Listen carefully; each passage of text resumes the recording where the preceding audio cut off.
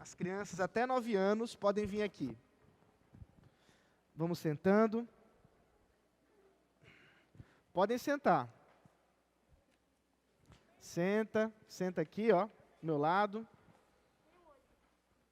Tem 8, pode sentar então. Vamos sentando. Isso. Muito bem, que bênção ver vocês por aqui, criançada. Vamos sentar. Vem cá, fofa. Senta aqui, ó. Isso, deixa eu ver você aqui. Pronto. Todo mundo sentado? Vem cá, cabe você aqui. Pode vir. Aqui, ó, do lado do João aqui, ó. Senta aqui. Isso. Muito bem. Todos sentados? Crianças, deixa eu falar uma coisa aqui com vocês. Olha só. Alguém pode me dizer, olha só, presta bem atenção, hein? Por que a nossa igreja batiza as crianças? Eles me batizaram quando eu tinha 0 a 1 ano. Te batizaram quando você tinha 0 anos? 0 a 1 ano. 0... Ah, Era bebezinho. era bebezinho. Hã? Porque eles batizam Por que batiza a criança? para mostrar que eles vão participar da igreja. Para mostrar que eles vão participar da igreja, que as crianças vão participar da igreja, é isso? Muito bem. O que mais? Por que batiza as crianças aqui na igreja? Para filhos de Deus. Para mostrar que a criança ela está sendo batizada Uhum. para agradar a Deus. Aham. Para agradar a Deus e que a criança também vai agradar a Deus, é isso? Muito bem. Mais alguma? Então deixa eu falar para vocês uma coisa que vocês não usaram uma palavrinha muito especial. Nós batizamos as crianças por causa da... Quem sabe o que é isso aqui, ó? A aliança. Mas não é essa aqui, né? É por causa da aliança que Deus fez com o seu povo. E essa aliança, ela é tão maravilhosa, tão grande, que ela alcança até os pequenininhos. Agora tem um negócio. Presta bem atenção aqui. Uma pessoa que é batizada, uma criança que é batizada, significa que ela está salva? Ela está significando que ela está sendo Não. O que ela precisa fazer para ser salva? Uma criança. crer em Jesus. Crê em Jesus. Você não foi batizado ainda? Vamos trabalhar com isso então. Tem que crer em Jesus como seu Senhor e Salvador. Isso mesmo. É necessário que a própria criança diga: eu quero Jesus. Eu amo Jesus. Eu creio em Jesus. É verdade. Não adianta receber a aguinha na cabeça se o Espírito Santo não está no coração, não é mesmo? Você já foi batizada? Ah, já foi sim, eu lhe garanto. Pelo seu avô, inclusive. Ah, é? Então vamos ver. Então, olha só. O batismo, ele não garante salvação, mas nos chama para amar a Jesus. Sabe o que isso significa? Ah, tem religião, é verdade. Tem religião que acha que o batismo é a salvação, mas não é o nosso caso. É verdade, tem razão. Agora presta bem atenção. Se o batismo não salva, para que ele serve no final das contas? Tem uma coisa muito especial que eu quero contar para vocês, que é o privilégio, a alegria de pertencer à família da aliança. Quer dizer, de pertencer à igreja e poder, por exemplo, ouvir a palavra de Deus todo domingo aqui na igreja. Vocês gostam de vir para a igreja? Quem gosta de vir para a igreja aqui, ó? Quem gosta de ouvir a palavra de Deus? Vocês gostam? Vocês gostam? Gostam de vir aqui, ó, conversar com o pastor? Vocês gostam? Sim? Eu gosto muito de conversar com vocês, mas isso é um privilégio para poucas pessoas. Aqueles que fazem parte dessa família de Deus. Agora, não adianta ouvir se não crer. Isso mesmo. Não adianta ouvir se não crer. O apóstolo Paulo, escrevendo lá para o pessoal de Roma, ele disse assim, ó, vocês acham que tem alguma vantagem em ser alguém da família da aliança? Aí ele disse assim, pior que tem. A vantagem é que vocês têm a palavra de Deus bem pertinho de vocês. Mas não adianta ter a palavra pertinho se você não crer, se você não professar com seus lábios que ama Jesus. E esse é o maior convite que vocês podem receber na vida. A maior festa de todas. A festa é tão grande que tem festa até no céu, quando um pecador, que nem eu e vocês, diz assim, eu amo Jesus. Não é maravilhoso isso? É muito maravilhoso. Oi. Não existem outros deuses além de Jesus. Amém. Isso é verdade. Essa palavra que você acabou de dizer é uma das verdades mais importantes de toda a história. E isso é muito importante para que a gente possa ter Jesus no nosso coração e viver para a glória dele. Combinado, gente? Então, o chamado de vocês, olha só, é crer, amar Jesus. Não adianta vir para a igreja, é bom, mas não é suficiente. Não adianta vir aqui para ouvir a palavra, é bom, mas não é o suficiente. Não adianta nem mesmo ser batizado. É preciso que creia, que ame Jesus, que fale com a sua boca, eu amo Jesus. Vocês querem dizer isso comigo? Quem quer dizer eu amo Jesus comigo hoje? Vocês querem? Então vamos dizer comigo assim, ó. Eu amo Jesus. Eu creio em Jesus. Amém. Que bênção. Vamos orar. Fecha os olhinhos. Então vamos orar agora. Ó Deus, obrigado, Senhor, pelo privilégio que o Senhor nos dá de ter nossos filhos aqui, Senhor. Na comunidade da aliança, ouvindo da Tua palavra. Mas nós cremos, ó Deus, que é necessário que o Teu Espírito Santo entre no coraçãozinho deles. E por isso nós pedimos hoje, Pai, que alcance o coração de cada criança aqui. Que não só os lábios tenham pronunciado que amam e creem em Jesus, mas que o coração de fato creia, para que tenham uma nova vida. Em nome de Jesus Cristo. Amém. Amém. Deus abençoe vocês. Podem ir lá com os pastores para ouvir mais da mensagem de Jesus. Tá bom? Devagarzinho. É, isso. Devagarzinho aí na escada.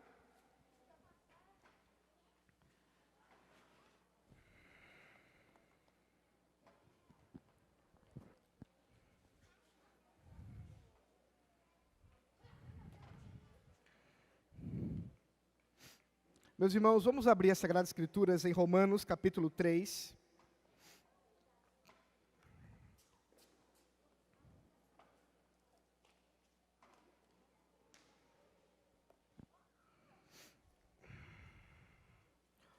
Romanos, capítulo 3. E hoje vamos caminhar do versículo 1 ao versículo 8. Meus irmãos, tem sido um verdadeiro privilégio expor a carta aos Romanos aqui em nossa igreja. É também um verdadeiro desafio.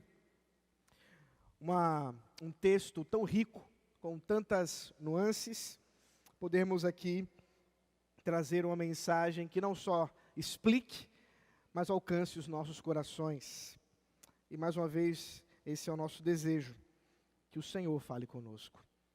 Romanos capítulo 3, versos de 1 a 8. Qual é, então, a vantagem do judeu? Ou qual a utilidade da circuncisão? Muita, sob todos os aspectos.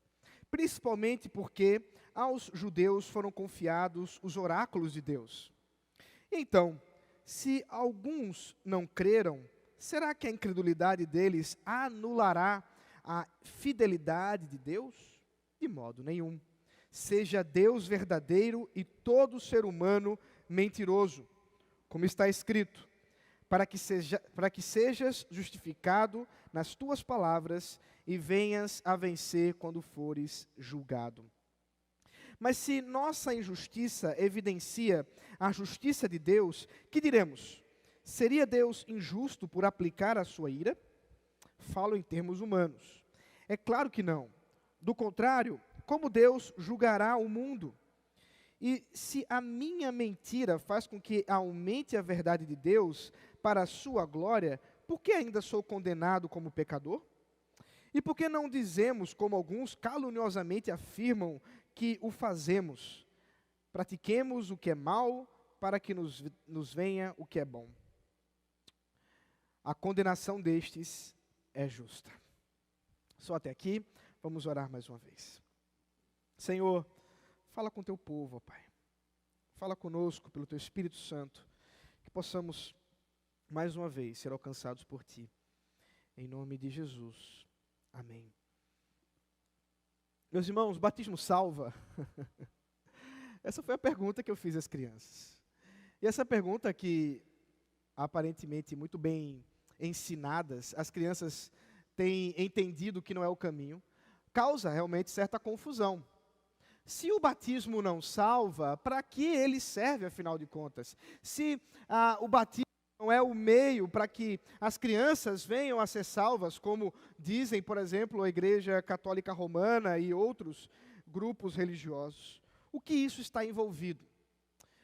De fato, a doutrina do pacto, a doutrina da eleição, ela causa alguma confusão considerável no meio da igreja. Muitos se assustam com esses termos. Muitos dizem assim, não me venha com esse negócio de predestinação, de eleição, porque, em primeiro lugar, que isso aí nem é muito bíblico, isso é doutrina de homem, e em segundo lugar, porque é muito confuso, o povo inventa muito, eu não quero nem ouvir falar sobre isso. E se você fala sobre teologia do pacto, teologia da aliança, aqueles que conhecem um pouco, talvez, ainda podem dizer alguma coisa, mas, de fato, poucos ouviram falar sobre esse assunto. Talvez seja por isso que as pessoas não entendam, de fato, o que é pertencer à igreja, o que é pertencer ao povo de Deus. E essa confusão toda leve muitos a expressões, a conclusões muito erradas a respeito da vida dos crentes. E aqui está um exemplo que nós acabamos de ler.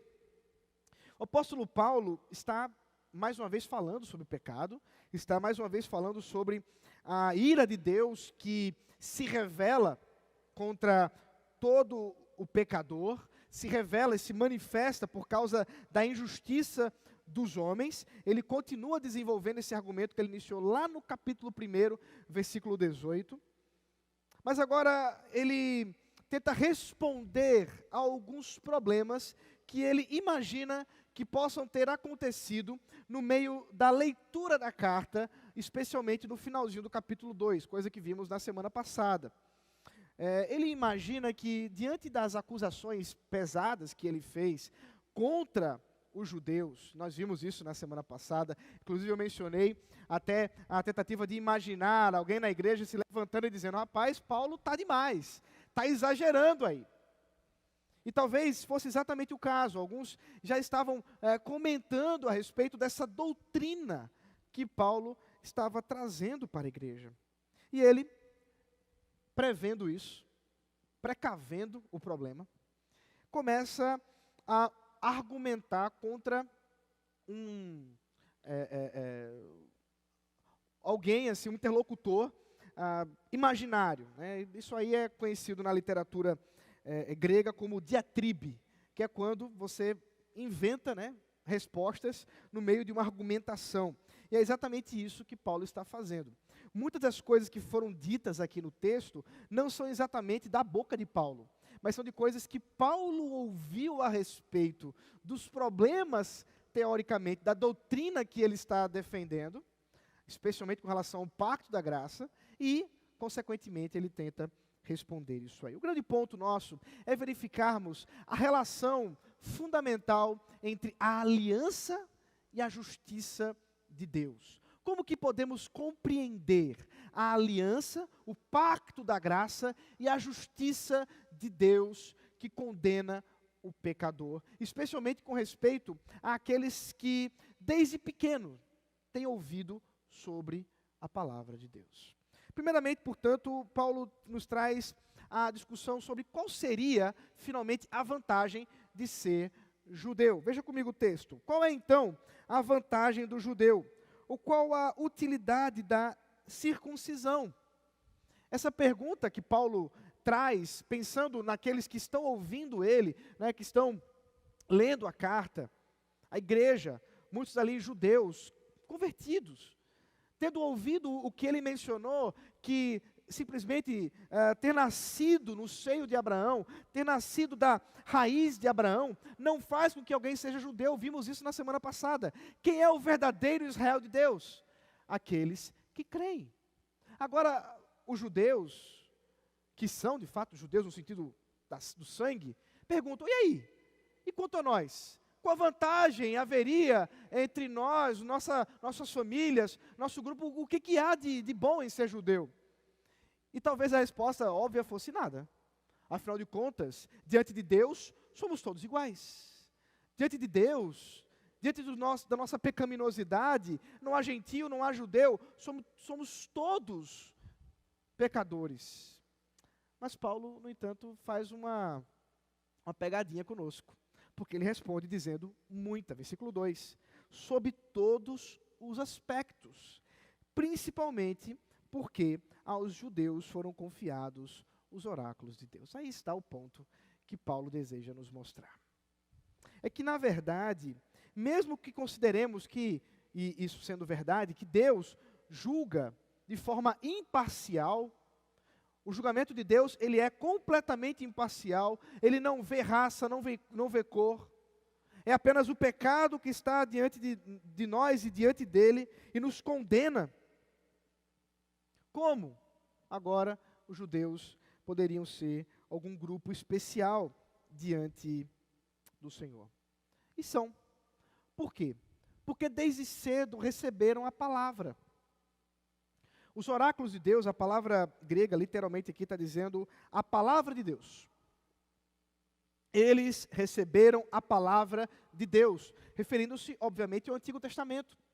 Os judeus têm vivido e lido e crido naquilo que o Senhor tem revelado ao seu povo desde Moisés, o primeiro escritor.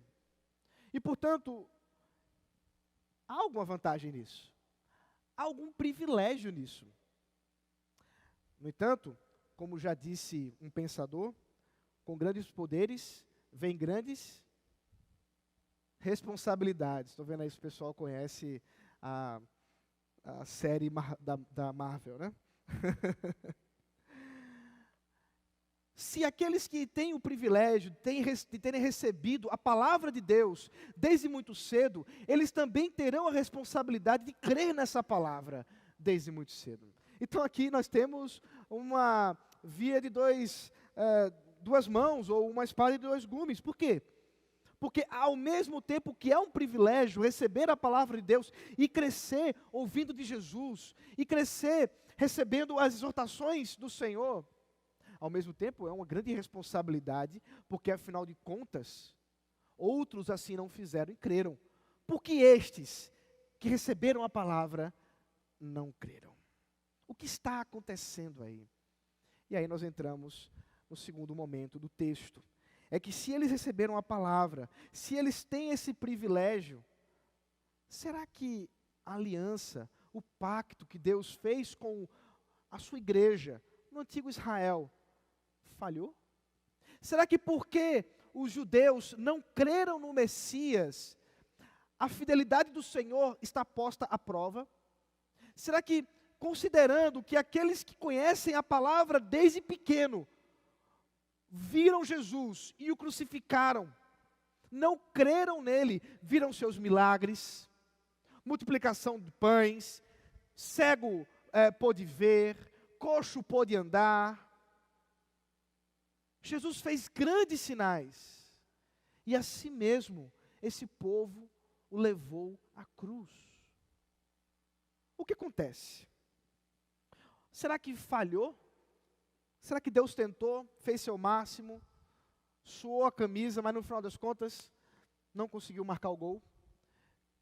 Será que precisaríamos considerar que a aliança que Deus fez com o seu povo, ela no final das contas foi quebrada por eles e agora não existe mais? Será que é isso que acontece? Essas são questões que certamente foram levantadas. E Paulo passa a responder. Versículo 3. E então, se alguns não creram, será que a incredulidade deles anulará a fidelidade de Deus? Ele responde, de modo nenhum. De modo nenhum. A fidelidade de Deus não é fundamentada na obra humana. Esse é o grande argumento que Paulo tem desenvolvido e tem mostrado.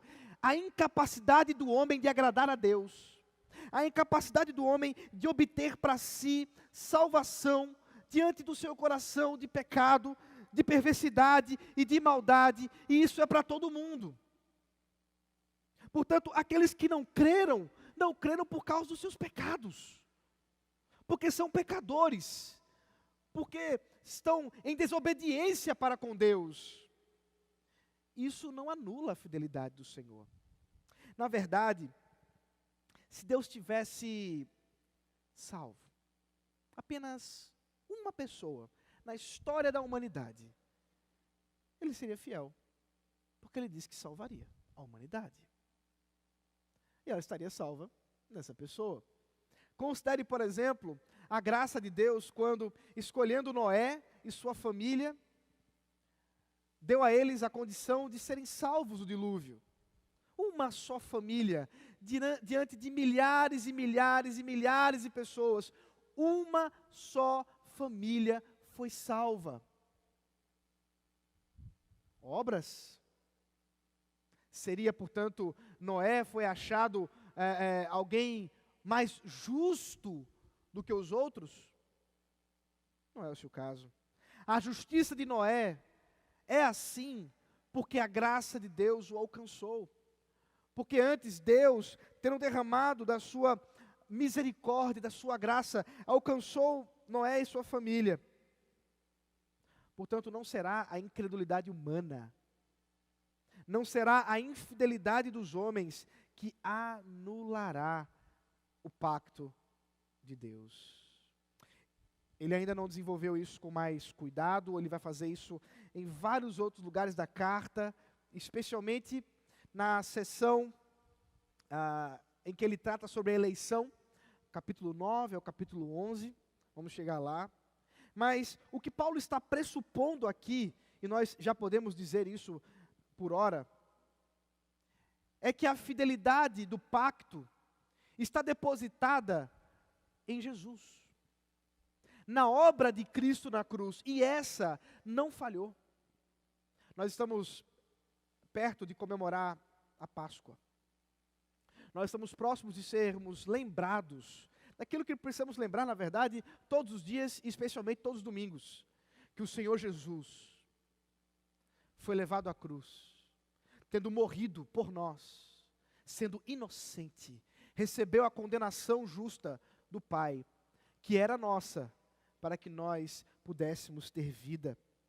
Portanto, a infidelidade dos homens é uma evidência da justiça de Deus, e não da infidelidade da sua palavra, ou da quebra do seu pacto. Veja como ele continua a argumentação ainda no versículo 4. De modo nenhum, seja Deus verdadeiro, e todo ser humano mentiroso, como está escrito, para que sejas justificado nas tuas palavras e venhas a vencer quando fores julgado. O apóstolo Paulo faz uma citação aqui de Salmo 51:4. Eu queria que você abrisse comigo, porque esse texto, ele precisa ser compreendido no seu contexto, para que a gente possa entender por que Paulo está usando exatamente o Salmo 51:4. É um texto de confissão, eu quero ler a partir do versículo 1, é um texto de confissão, quando Davi, tendo recebido a visita do profeta Natã, se arrepende dos seus pecados diante de Deus por causa do adultério, né, com Batseba. Versículo 1. Compadece-te de mim, ó Deus, segundo a tua benignidade, e segundo a multidão das tuas misericórdias, apaga as minhas transgressões. Lava-me completamente da minha iniquidade e purifica-me do meu pecado. Pois eu conheço as minhas transgressões e o meu pecado está diante de mim. Pequei contra ti somente, e fiz o que é mal aos teus olhos, de maneira que serás tido por justo no teu falar e puro no teu julgar. No contexto, portanto, nós vemos Davi dizendo que Deus é justo diante de um homem pecador como ele. Foi o próprio Deus que havia escolhido Davi para ser rei em Israel. Foi o próprio Deus que deu todas as condições para que Davi fosse rei em Israel. E foi exatamente assim que aconteceu. Nós sabemos a história. Agora está Davi diante de Deus, tendo cometido uma diversidade de pecados. Davi toma para si uma mulher que não é sua, Batseba, adultera com ela, não satisfeito por causa da gravidez dela, ele faz uma estratégia para que morra o marido dela, e ela grávida, gesta a criança, até que a criança morre logo após nascer. Davi havia cometido adultério, homicídio. E Deus? Onde está nessa história toda? Perceba que Davi está ciente do problema. O problema se a aliança de Deus,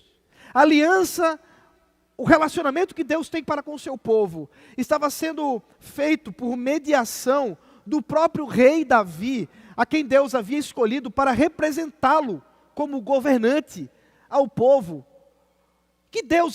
Como a justiça de Deus se estabelecerá diante da injustiça de Davi? É exatamente por isso que Paulo vai buscar ali o Salmo 51:4, onde Davi, com boa teologia, explica que o pecado dele não torna Deus injusto, o pecado dele não torna Deus infiel, pelo contrário, Deus é justo, Deus é fiel, mesmo diante da minha infidelidade, mesmo diante do meu pecado, mesmo diante da minha maldade, não há mudança alguma na palavra de Deus. Por isso, seja Deus verdadeiro e todo ser humano mentiroso. Está aí a realidade. Todos nós somos como que mentiras diante de Deus, porque nele reside toda a verdade, e em nós não. Nós somos a expressão de mentiras, de pecados, de maldades. Assim como Davi, nós fazemos pecados, intencionamos o mal. Talvez você nunca tenha matado alguém. Talvez você não tenha adulterado. Mas quantas leis do Senhor você já quebrou? Será que porque a lei do Senhor foi quebrada por nós, ela não é mais válida? Alguns pensam assim. Alguns dizem assim, olha só, esse negócio, por exemplo, de virgindade, de casar virgem, é coisa ultrapassada. É só ver. Ninguém está cumprindo isso. Então isso é papo furado, tem que parar de falar sobre essas coisas. Isso é conversa para boi dormir. Porque ninguém cumpre. Esse negócio de monogamia, de ter uma esposa só, um marido só, que nada, isso é conversa. O instinto humano nos leva a desejar outras pessoas. Portanto, isso aí não é verdade. Esses raciocínios, eles brotam numa tentativa maldosa, mentirosa, de questionar a verdade de Deus, de questionar a bondade, a misericórdia e a justiça de Deus. Mas o que Paulo nos mostra é que o pecado do homem seja ele o pecado de Israel ou o pecado de qualquer outra pessoa, não anula a graça de Deus. A graça de Deus é soberana. A graça de Deus é imutável. O pacto de Deus é inquebrável. Isso é fundamental para que possamos compreender a própria doutrina da eleição. Por que nós cremos que aqueles que Deus, de antemão, escolheu e conheceu, Ele mesmo se encarregará de chamá-los pela pregação da palavra, trazê-los para si, convertê-los, fazê-los crer e viver mediante a sua vontade até o fim de suas vidas e jamais se apartarão de suas mãos. Por que nós cremos nisso? Porque nós cremos na fidelidade de Deus.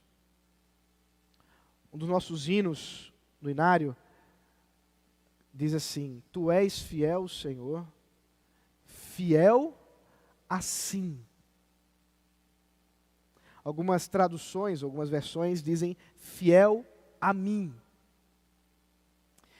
E muitos têm questionado esse uso da ideia de fiel a mim, porque parece dizer que a fidelidade do Senhor estaria de alguma forma relacionada a mim, a minha pessoa, ou a sua pessoa, ou mesmo a comunidade da igreja. Isso não é o caso. Deus é fiel e pronto. E Ele é fiel a si mesmo. A fidelidade de Deus não é, portanto, fundamentada na justiça do homem. E é por isso que a fidelidade de Deus aponta para a sua própria justiça. E é por isso que o pacto da graça, ainda que nos leve a considerar o amor e a misericórdia de Deus, a salvação em Cristo Jesus e a imutabilidade dessas verdades, também nos leva a considerar o tamanho do juízo, a grandeza da justiça de Deus. Por isso, Paulo continua agora a pensar: será que a doutrina da aliança foi anulada pela injustiça dos homens? Veja aí o versículo 5. Mas, se nossa injustiça evidencia a justiça de Deus, que diremos? Seria Deus injusto por aplicar a sua ira?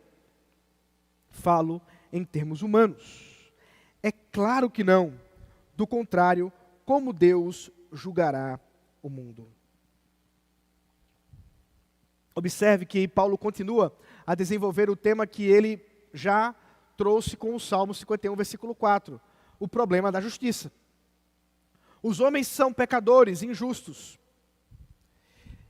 E não é maravilhoso ver que Davi, tendo feito o que ele fez, foi perdoado? Vocês já pensaram nisso? Davi não perdeu o trono. Davi recebeu as promessas de Deus e ainda no seu leito de morte, Deus mesmo disse que haveria de, por meio dele, trazer o Messias, ao qual ele traria a sua própria casa. O tabernáculo de Deus estaria entre os homens por meio da semente do próprio Davi. O cara que alguns anos antes fez o que fez. Então talvez alguém pensaria o seguinte: ora, diante dessa doutrina que você está trazendo aí, de um Deus que é gracioso e não importa o que o homem faça, Ele continua amando, continua sendo misericordioso, continua sendo fiel a Ele, e Deus não vai mudar isso. Diante do pecado terrível que Davi fez, e que Deus perdoou, e mais, e que a glória de Deus se manifesta ainda maior ao perdoar um pecador como Davi. Não seria o caso, portanto, de ser injusto ele tentar julgar alguém? Ora, se a justiça dele se evidencia, quer dizer, se é provado que Deus é justo porque nós somos injustos, Ele não pode nos julgar. Porque nós, na nossa justiça, estamos provando a sua justiça. Veja que a pergunta é maldosa. Veja que parece que Paulo está prevendo, e eu acredito que não só previu, mas ouviu, tendo pregado o evangelho em tantos lugares, o quanto o coração do homem encontra meios, se articula para tentar achar um jeitinho para poder pecar mais. Achar uma forma de poder zombar de Deus, ele vai falar isso daqui a pouco, e ser injusto, e ser mau. E Paulo traz essa pergunta simplesmente para que acabe completamente esse pensamento. Simplesmente não. Simplesmente esse é um raciocínio ímpio. É um raciocínio completamente impiedoso. Como que alguém pode pensar que ao pecar mais, vai glorificar mais a Deus? Como alguém pode pensar que ao desobedecer e quebrar a lei do Senhor, ele estará glorificando a Deus? Afinal de contas, Deus é mais glorificado em seu juízo. Tolo. Tolo porque o inferno também glorifica a Deus. Mas não há coisa boa nenhuma no inferno. Tolo porque pensa que pode enganar a Deus. E não é assim que acontece. Quantas vezes a gente ouve por aí pessoas dizendo assim: ah não quero ir para o céu não. É que lá tem uns anjinhos com harpa, eu quero mesmo para o inferno, lá tem escola gelada, tem umas meninas, o negócio lá é que é bom. Tolo, louco, o juízo de Deus não tardará. Deus é profundamente desonrado pelo nosso pecado. Deus é profundamente ofendido pelo nosso pecado. Nós não podemos brincar com o pecado, achando que porque Deus é gracioso e perdoa, nós podemos pecar e viver como quisermos. Afinal de contas, Ele é bom. Isso é loucura. De fato, Deus é glorificado em seu juízo. E Ele julgará o mundo através disso. Mas louco é aquele que pensa que pode enganar Deus. Louco é aquele que pensa que pode viver uma vida dupla, que pensa que pode estar aqui ouvindo da palavra, como os judeus fizeram por tantos anos, mas lá fora vive impiedade. Tolo é aquele que pode pensar que a santidade não é requerida do povo da aliança. Tolo, do Senhor não se zomba. Quando você está aqui, pertencendo à membresia desta igreja, cantando, abrindo sua boca para dizer que adora a Deus, mas de segunda a sábado, você vive em impiedade, em pecado, em promiscuidade, traindo sua esposa, traindo seu marido, sexo fora do casamento, jovens, namorados, que têm relações, mentindo quando está no trabalho, mente para o seu chefe, mente para o seu colega, vive em zombarias. Você acha que você engana a Deus? Você acha que os olhos de Deus não estão vendo o que você tem feito? O apóstolo Paulo continua, versículo 7. E se a minha mentira faz com que aumente a verdade de Deus para a sua glória, por que ainda sou condenado como pecador? Por que não dizemos como alguns caluniosamente, literalmente ele diz, blasfemando, afirmam que o fazemos. Pratiquemos o que é mal, para que nos venha o que é bom. Veja a loucura que pode chegar o homem, confiado numa falsa doutrina da eleição. Ah não, mas eu estou na igreja. Ah não, eu fui salvo por Jesus. Se a sua esperança está no pacto da graça, para que você possa viver em pecado,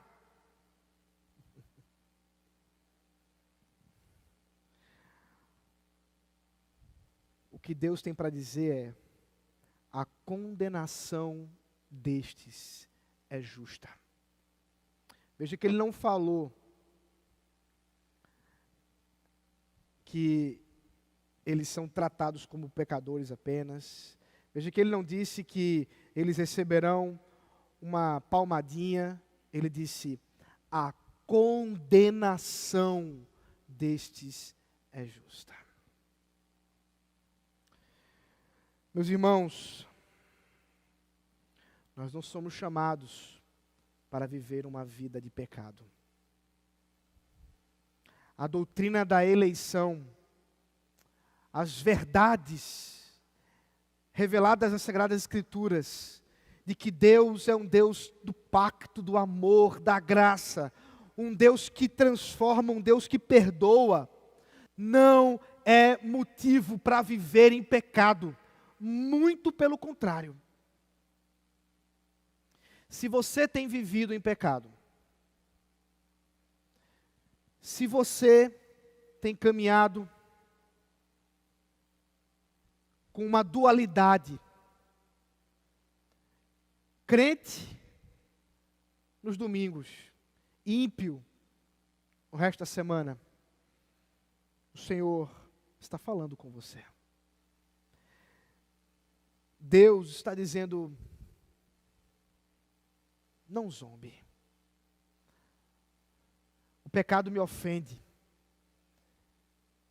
E é justo o meu juízo, a minha condenação. E você receberá a justa condenação de Deus se você não se arrepender logo. E hoje pode ser seu último dia.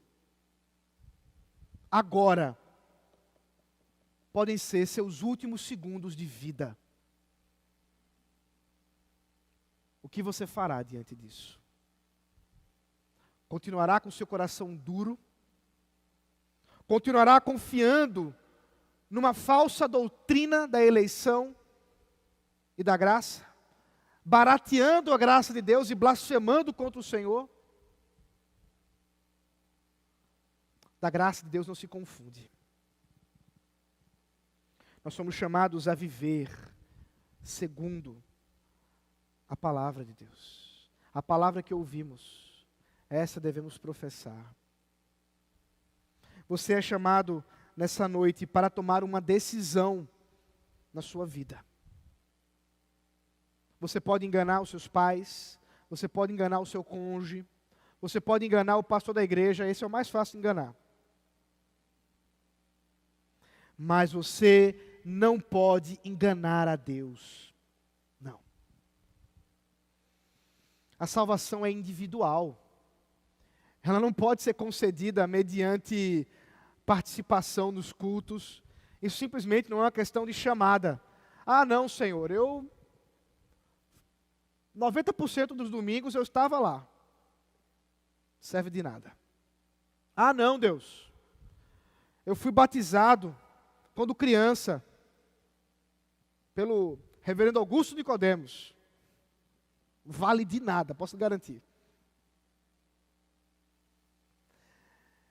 Se você não tomar uma decisão na sua vida hoje, o seu lugar é o inferno.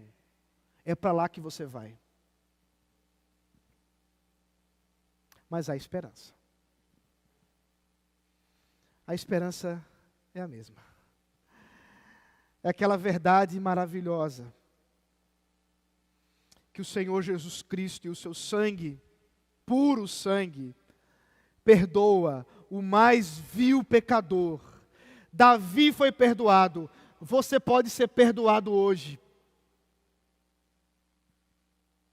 Mas você precisa se arrepender. Você precisa confessar. Vamos orar.